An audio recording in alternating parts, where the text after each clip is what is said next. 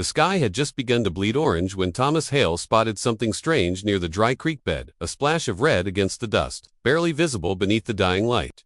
He was on his way back from checking the fence line, a coil of barbed wire slung over his shoulder, his boots heavy with the wear of the day. At first, he thought it might be a wounded animal, a coyote, maybe, or some poor calf that had wandered too far. But as he approached, he slowed. The shape wasn't right.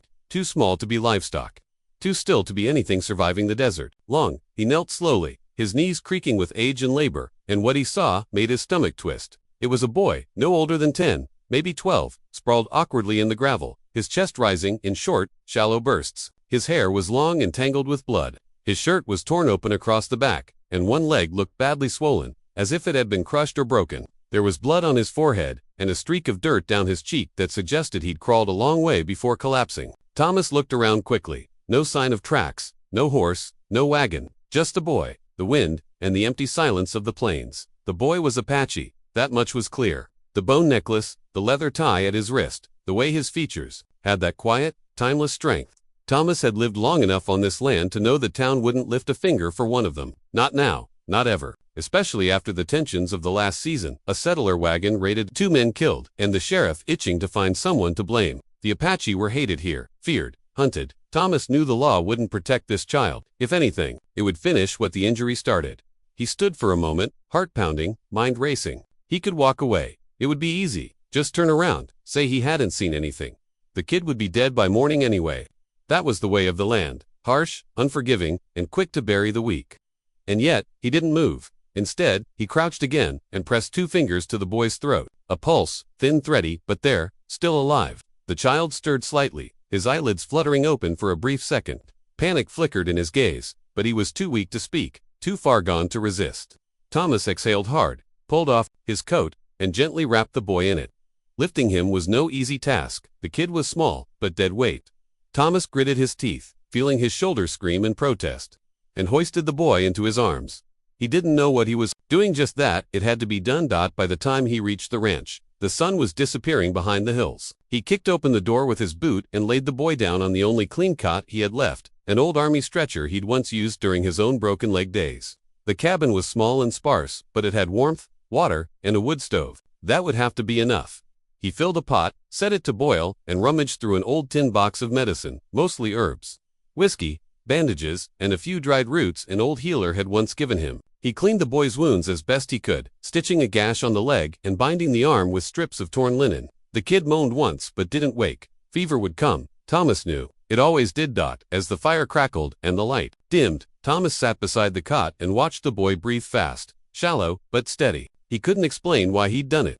Maybe it was the silence in the boy's face. Maybe it was something older than rules or names. Or maybe he just couldn't watch one more child die alone on the dirt. Outside, the wind rose. Far off, a coyote howled. Thomas leaned back in his chair and looked toward the window, where the darkness gathered like a warning. Whatever came next, he knew the boy wouldn't be the only one fighting to survive the night. Morning broke with a hush that didn't feel natural, the kind of silence that hangs in the air right before a storm, or a shot fired in anger. Thomas Hale had been up all night tending to the boy, changing wet cloths, murmuring quiet things. He hadn't spoken to another soul in years, and checking for signs of life in a face that barely stirred. The boy had survived the night, but just barely. Thomas wasn't sure if that was a blessing or a curse. By the time he stepped outside, the sky was already shifting from soft amber to a bright, heartless blue. He stood on the porch with a tin cup of black coffee in one hand, his other brushing over the rifle leaning against the doorframe. From here, he could see down the dirt road that led toward town. He hadn't seen a rider yet, but something in his gut told him he would. Soon, word traveled fast in small towns. Faster when people were afraid, faster still when it involved anyone who didn't look like them. The night before, a ranch hand named Elmer Griggs had passed along Hale's property. On his way back from a cattle run, Griggs was the talkative kind, the sort who thought every movement of the wind meant a threat. He might have seen the boot tracks near the fence line, or maybe he'd noticed the blood near the creek. Maybe he'd just seen Thomas hauling something, limp in his arms. Didn't matter. Any of it was enough. Sure enough, by mid-morning, the whispers had started. They began with the old widow at the general store, who swore she'd seen strange markings in the dirt by Hale's gate. Then it was 2 farmhands at the feed depot speculating loudly about how the Redskins were sending spies ahead of raids. By noon, a group of 5 men had gathered outside the blacksmith's shop, all of them smoking, all of them watching the road that led up to Hale's ranch with the cold, calculating eyes of men who didn't mind bloodshed as long as it came in the name of law. Thomas could feel it, like a change in pressure, like the land itself was holding its breath. He went back inside and shut the door behind him, locking the top and bottom bolts out of habit, not expectation. If they came, they wouldn't bother knocking. He poured more water into the basin and returned to the boy, who was still lying on the cot, skin clammy with fever but chest rising and falling in rhythm. There was strength there, fragile, maybe, but alive. Thomas reached out and brushed the boy's matted hair from his face, then sat back and watched the flames in the stove flicker. He thought about what would happen if the townsman showed up. What story would he tell? That the boy stumbled onto his land and he didn't have the heart to leave him. That maybe, just maybe, the code of decency meant more than blind loyalty to hate. It wouldn't matter. They wouldn't listen. Once people decided you were on the wrong side, the facts didn't stand a chance. There was no one to vouch for him. No family, no wife, no children, just an old man, a stretch of quiet land, and now a half-dead boy that had turned him into the town's next target. And yet, strangely, Thomas didn't regret it. Not even a little. If they wanted to come, let them come. He'd rather fall, standing next to the truth, than live bent beneath a lie. Outside, a crow landed on the fence post, watching him with beady black eyes. It cawed once loud, sharp-hand, then flew off. Thomas watched it vanish over the trees, then turned back toward the door. He poured himself another coffee and added a splash of the whiskey he kept in the cupboard. More for nerve than taste. As the shadows shifted and the sun arced higher, he knew the hardest hours were still ahead. Somewhere beyond those hills, men were loading their rifles and sharpening their hate. Somewhere deeper in the mountains, others might have heard about the boy. Two others who would not ride with anger, but with memory. He didn't know who would arrive first. But one way or another, he knew, this ranch would not be quiet by dawn. Inside the small cabin, light filtered in through the single curtain, casting long stripes of gold across the wooden floor. Dust motes hung in the air, dancing lazily through the morning beams. The silence was broken only by the low crackle of the fire and the occasional cough from the boy. Dry, rasping, weak, Thomas Hale sat in a chair by the cot, elbows on his knees, his tired eyes fixed on the child who lay motionless beneath the threadbare quilt. He hadn't said a word all morning. Not one complaint, not one question. And for a moment, Thomas wondered if the boy even had a voice left in him. But then the boy stirred. It was small, just the faintest twitch of his fingers, but it made Thomas straighten in his chair. The child's eyelids fluttered open, and his gaze darted around the room in disoriented confusion. His breathing hitched. Fear returned quickly, feral, instinctive. When he tried to sit up, pain jolted through him like fire. He winced and let out a choked whimper, his arms trembling beneath the effort. "Easy," Thomas said, his voice low and steady, like a rancher calming a spooked horse. "You're safe here. You're not alone." The boy's eyes locked onto his dark, wide, and glinting with the wild alertness of someone who'd seen too much, too young. His lips were cracked, dry, and when he tried to speak, no sound came. Thomas reached for the metal cup beside the cot, filled it with water, and held it to the boy's mouth. At first, the child flinched, unsure whether to trust the gesture, but thirst overpowered fear, and he drank slowly, stiffly, as if each sip might disappear. When the cup was empty, the boy rested his head back against the rolled blanket. A flicker of something crossed his face. Not trust, not yet, but not pure terror either. Thomas took it as a beginning. "You got a name?" he asked, unsure if the boy even understood English. The child stared at him for a long moment, then licked his lips and whispered something so softly that Thomas almost didn't catch it. Tano. The word hung in the air like smoke. Tano. It could have been the boy's name, or someone he was calling for his brother, his father, a friend lost in whatever chaos had left him broken in the dust. But for now, it was the only word that passed between them. Thomas nodded slowly. "Tano," he repeated gently, as if saying it might help the boy stay tethered to the world. The fever began not long after. It started with a shiver so light, it was barely noticeable, just the twitching of his thin shoulders beneath the quilt. But soon, his body was slick with sweat, his face flushed with heat, his breath shallow and uneven. Thomas soaked a cloth in cool water and dabbed the boy's forehead. He whispered to him not prayers, but memories, stories of horses, of storms, of simpler times when the world hadn't felt so divided by blood and hate. "I had a son once," Thomas murmured, unsure why the words came. "He would have been about your age now. Never knew him proper. He died with his ma before I could teach him how to ride." He didn't expect the boy to understand. He wasn't sure why he even spoke aloud. Maybe it was the loneliness. Maybe it was the way the boy reminded him that somewhere deep in his bones, Thomas still remembered how to care. As the night deepened again, the boy's fever climbed. His hands fumbled at the air, and he muttered in a tongue Thomas didn't understand. Apache, no doubt. Words full of pain. Maybe fear. Maybe the names of people he'd lost. Thomas didn't need to know the meanings. He just stayed close, sponging away sweat, holding down trembling limbs, and keeping the fire warm. Sometime past midnight, the boy quieted. His breathing eased, the trembling stopped. And for the first time since he'd arrived, he slept without a fight. Thomas leaned back in the creaking chair, exhaustion pulling at his eyes. He looked at the boy at Tonowan, realized this wasn't just a rescue, it was a stand. Against the town, against silence. Against the long, bitter history that said this boy didn't deserve to be saved.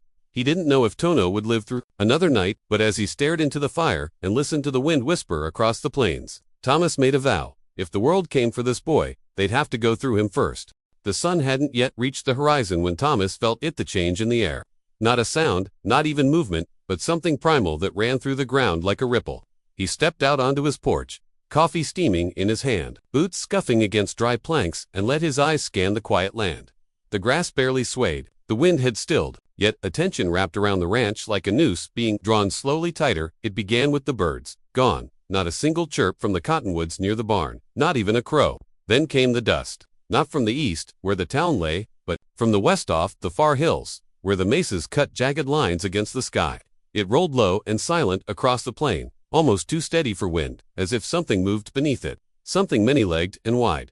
Thomas walked to the edge of his property, past the split trail fence, past the water trough. His eyes narrowed. There on the ridgeline, shapes at first just one or two, like shadows standing tall, then 5, then 10, silent, unmoving, figures on horseback, proud, watchful. Apache. He stood still as stone, heart thumping like a drum. In his chest, he wasn't afraid, not exactly. He didn't reach for his rifle, he didn't call out, he just stood there, the morning wind brushing against him as the dust settled and more riders appeared along the horizon. 20, 30, 40, at least, all mounted, all staring down at him. They made no move. Not yet. Behind him, in the cabin, the boy Tano was still asleep, his breath steady for now. Thomas could still hear the soft crackle of firewood in the stove, the gentle rustle of cloth as the fevered child turned in his sleep. But here, outside, something ancient had arrived, a reckoning, a memory given shape. He didn't know how they had found him. There had been no signal, no call sent into the hills. But the Apache had ways passed down through centuries. Tano must have meant something to them. A scout, a chief's son, a brother. Whoever he was, they had come for him, and yet they did not descend. They waited, watching. Thomas stepped forward, his shoulders squared but open. He didn't carry his gun, he didn't wave a flag. He simply raised his hand, palm out, a sign of peace, old and simple. His voice was calm when he spoke, though the wind nearly carried it away. He's alive, he said. Barely, but I did what I could. A single rider broke from the group. Dark hair, long braids, feathers woven through, a blanket of deep crimson draped across his shoulders. He rode slowly, deliberately, down the ridge and toward the ranch, the others holding position like sentinels carved from the cliff itself. Thomas stood his ground. When the rider reached him, he stopped just short, only 10 feet between them. The horse snorted. The man dismounted without a word. He was tall, lean, weathered by wind and time. His face was lined with wisdom, but his eyes burned. You were the one who brought him in? The man asked, voice low, deep, and measured. Thomas nodded. Found him by the creek. Someone had hurt him bad. Didn't think he'd last the night. The Apache elder studied him for a long moment. You fed him. I did. Gave him water. Bandaged his wounds. I did. There was another pause. The elder tilted his head, as if searching for deception. Then, finally, he nodded once, barely more than a breath, and said, you have done something that many would not. Thomas shrugged slightly. Didn't seem right to leave him. The man looked past Thomas toward the cabin. May I see him? Thomas didn't hesitate. You can, but he's weak. Fever took hold sometime in the night. Might not know you're there. The elder nodded again and stepped past Thomas without another word. The door creaked open behind him, and the cabin swallowed him up. The riders remained at the ridge, still as stone, watching. Thomas remained outside, standing in the quiet morning as the sun finally crested the hills and turned the ranch gold. He didn't know what would come of this meeting inside his cabin, but something deep in his chest told him the world had shifted. Whatever anger these men had carried here had not burst like a storm. Not yet. Maybe, just maybe, it had come to listen first. Inside the cabin, the light was dim, filtered through the faded curtains drawn across the single window. The air was thick with the scent of wood smoke, sweat, and medicinal herbs Thomas had boiled hours ago in a desperate attempt to draw the fever out. The elder's moccasins made almost no sound on the wooden floor as he approached the cot. He paused at the foot of the bed, eyes fixed on the small, fragile figure lying beneath the quilt. His expression didn't change, but something passed through his gaze, recognition, maybe, or pain. Tano lay motionless, his face damp with sweat, chest rising and falling with shallow effort. He looked smaller than he had the day before, as if the fever had shrunk him, hollowed him. But still, he breathed. Still, he fought the elder. Crouched slowly, joints creaking as he knelt beside the cot. He murmured something under his breath. Words, soft and foreign, melodic and grave. His fingers hovered just above the boy's brow before he gently touched Tano's temple, just 2 fingers, reverent and slow. The boy stirred at the contact. A whisper left his chapped lips. No English this time, only something raw and ancient. The language of his people. Thomas stood by the wall, silent. He didn't understand the words, but he understood the weight. The elder stayed like that for several minutes, his hand resting lightly on the boy's forehead. Then he took something from inside the folds of his blanket, a pouch made of soft leather, decorated with beads and feathers. He untied the thin cord and removed a pinch of ground herbs. From his other pocket, he pulled a small carved wooden vial and sprinkled a few drops of liquid onto the mixture. The scent that followed was pungent and earthy, sharp like crushed pine and dry sage. He placed the mixture in a small clay bowl on the stove, and the moment it touched the heat, the cabin filled with a strange, almost spiritual fragrance. Thomas watched as the elder stood over the bowl, eyes closed, whispering to the smoke. The ritual, whatever it was, seemed to carry weight beyond healing. It was prayer, it was memory, it was grief. Finally, the elder turned back to Thomas. His name is not just Tano, that is his clan name. His true name is Coyote. He is the youngest son of Chaska, who fell 2 winters ago at the mouth of the Red River. Thomas nodded slowly, respectful. He spoke nothing more than that one word. Tano, I didn't know. The elder looked at him for a long while, then said, few men would have done what you did. Fewer still, with no promise of return. Thomas's mouth twitched at that. Didn't do it for return. He's a boy, hurt and alone. That should be enough for any man. The elder inclined his head. Still, this will not be forgotten. He walked to the door, pushing it open. Outside, the wind stirred again. The other Apache riders remained in their places on the ridge. The elder gave no signal, no gesture, yet something shifted among them. 3 younger riders broke off and began to descend slowly toward the ranch. Thomas stepped out onto the porch as the riders approached. 2 of them carried satchels slung across their shoulders, and the third dismounted with purpose. They were younger than the elder, but each bore the same fierce calm in their eyes, like wind carved into flesh. They said nothing to Thomas, but followed the elder's lead and entered the house. Inside, they surrounded the cot. 1 unrolled cloth bundles inside were narrow vials, long thorns, bundles of roots, and other tools Thomas didn't recognize. The other brought a warm, smoky liquid in a hollowed horn cup and gently tilted it toward the boy's lips. Tano Coyote groaned faintly but drank. Then the second rider began applying something to the boy's chest and arms, thick salve, with a bitter odor that clung to the walls. Thomas stood outside the door, watching, awe thick in his throat. These people had come not with war, but with healing. For now, because he knew this wasn't over, the town would come soon, men with torches and rifles, fear dripping from their mouths like venom. He could feel them gathering, even if he couldn't yet hear the hoofbeats. But for now, Coyote was not alone, and neither, for the first time in years, was Thomas Hale. It was just after midday when the first rider from town appeared on the horizon. Thomas had expected it, though maybe not so soon. The man rode hard, dust rising in a long streak behind him, spurred on by something stronger than curiosity, maybe, or hate disguised as duty. Thomas stood by the corral, saddle in one hand, the other resting calmly on the gate. The Apache had remained on the ridge, save for the 3 still tending to Coyote inside the cabin. They made no effort to hide. Their presence was clear as day, and that, he knew, would stir the town like a stick in a hornet's nest. The rider reined in his horse sharply, eyes wide, chest heaving. It was Bill Hargis, the blacksmith's cousin, a heavy-set man who rarely left town but had a reputation for loud words and a quick trigger when liquor was involved. His eyes darted from the ridge to Thomas, then back to the hills, where the silhouettes of Apache warriors remained unmoving and watchful. What the hell is going on out here, Hale? Hargis barked. You seeing this? Thomas nodded slowly, resting his arms across the top rail. I see it. They surrounding you. No, Thomas replied calmly. They're watching over someone. Hargis narrowed his eyes. Don't play dumb with me. Town's buzzin' with talk. Someone saw you drag a body in off the creek road. Said it was an Injun kid. That true? Thomas straightened. He was dying. Still might be. I did what any decent man should. Decent man, Hargis scoffed. That boy could have been a scout, a spy for all you know. You bring him into your home and now there's 40% of him looking down at us with sharp eyes and sharper knives. You think this ends pretty? Thomas took a breath, steady and slow. I didn't ask them to come. But they didn't come, with rifles either. They came for him. Not to burn this ranch down. But Hargis wasn't listening. His face had turned red, his voice rising. You don't know what these people are capable of. We've had peace because they stayed over there, and we stayed over here. You start mixing things, talking sides, and you'll be the reason they ride into town. I didn't take sides, Thomas replied, his voice edged now with steel. I helped a child. That's not politics. That's just humanity. But Hargis's mind was already made up. He turned his horse with a jerk. You better pray that kid dies quiet and those devils ride off before sundown, because if they don't, the town won't wait. You'll have fire at your door before you get your next breath. With that, he kicked his horse and galloped back toward town, dust swirling in his wake like storm clouds on the horizon. Thomas didn't move. He watched the dust trail disappear and felt the weight in his chest grow heavier. The calm he'd maintained all morning had started to splinter. He looked up toward the ridge. The Apache warriors had seen everything. Of that, he was certain. And still, they waited behind him. The door creaked open. The elder stepped onto the porch, the wind tugging gently at the edges of his blanket.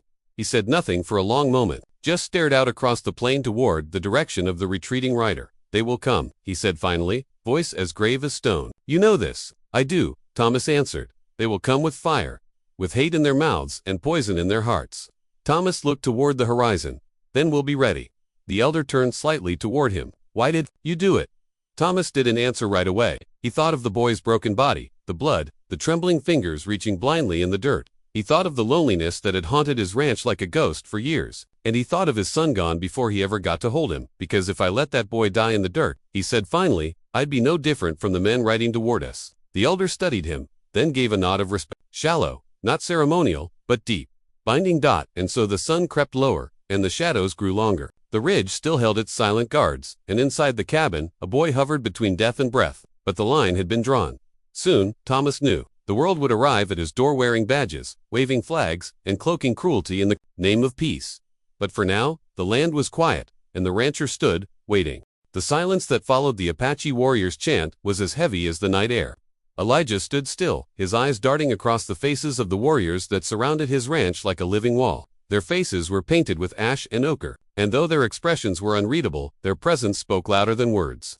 The wounded boy, now wrapped in one of Elijah's wool blankets, stirred slightly from where he lay on a pile of hay in the barn. The tribe had not moved to retrieve him, nor had they made any gesture of aggression, but the tension was coiled tight, like a bowstring pulled to its limit. Elijah felt it in his bones. Something sacred was about to unfold.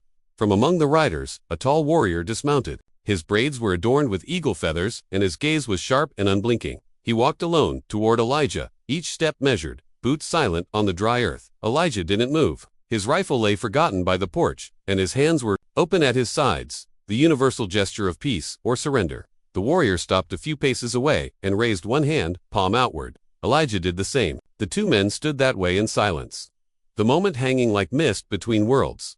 I am Tinahi, the warrior said in English, his voice gravelly, low, and deliberate. I am uncle to the boy you have sheltered. He nodded toward the barn, where soft moans still came from within. We thought him dead. He left in defiance of the elders, went alone to deliver a message to a distant band. The message never came.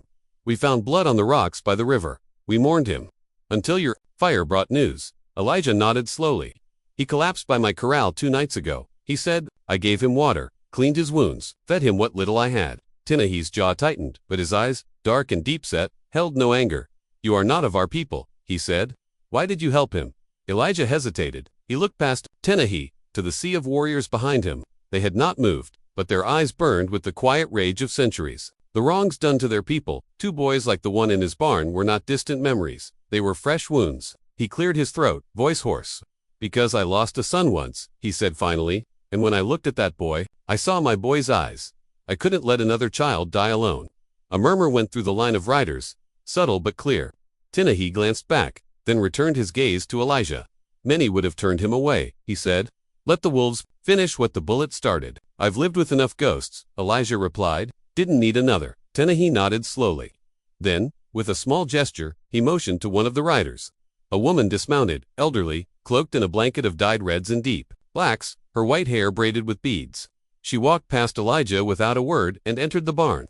Inside, Elijah could hear the faint rustle of fabric, then the soft hum of an ancient tune, a lullaby, he thought. The boy murmured something in Apache, and the woman replied gently, kneeling beside him. She is the medicine mother, Tinahi explained. She will tend to him now. He is home. Elijah let out a long breath. He hadn't realized he'd been holding. The standoff, if that's what it had been, was over. But as the woman sang softly in the barn, and the warriors began to dismount and kneel in quiet reverence around the ranch, Elijah realized something larger was happening. This wasn't a rescue, it was a recognition. He hadn't just sheltered a boy. He had crossed an invisible line, stepped into a sacred trust. One by one, the warriors placed small offerings at the base of his porch: a carved bone knife, a braid of sweetgrass, a clay pot sealed with wax, a feather wrapped in red thread, symbols of gratitude, symbols of protection. Elijah's eyes welled, but he didn't wipe them. He stood still, humbled beyond words. He turned to him once more. "From this day, you are no longer a stranger to our people," he said. "You have saved blood of our blood. You will be remembered." And with that, the warriors began to vanish into the dawn fog, leaving only the scent of sage and the weight of something eternal behind. The sun crested the hills with a golden hush, spilling light over the plains. And for the first time in years, Elijah's land didn't feel empty. The warriors had faded into the horizon like smoke, their hoofprints carved into the earth in silent testimony. Inside the barn, the boy slept, breathing easier now under the watchful care of the medicine woman who had stayed behind. Elijah sat on the porch, hat in hand, watching the land breathe. There was no sound but the wind through the dry grass and the occasional creak of old wood, yet the silence was different.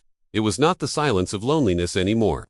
It was the silence after a prayer has been answered, that Elijah had long forgotten what it felt like to be seen. After his son died and his wife followed him into the grave, he had become a ghost of himself, a man who spoke to no one, who worked the soil, not for harvest, but for distraction. Years of drought, of broken fences, and whispered slurs from townfolk had hollowed him out. He had buried his dreams with his family and waited only for the years to carry him out.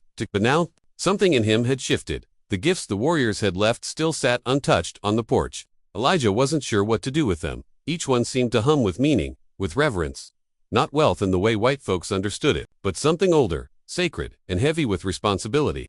He picked up the feather wrapped in red thread, turning it gently in his weathered hands. It was delicate but firm. Like hope, he thought. From the barn came the sound of the boy stirring. Elijah stood and made his way inside, ducking under the low beam. The air smelled of herbs and smoke. The medicine woman was still beside the boy, brushing a wet cloth over his brow. She didn't speak, but when Elijah entered, she met his eyes, and gave a slow nod, not of thanks, but of shared understanding. The boy's eyes opened, hazy at first, then clear.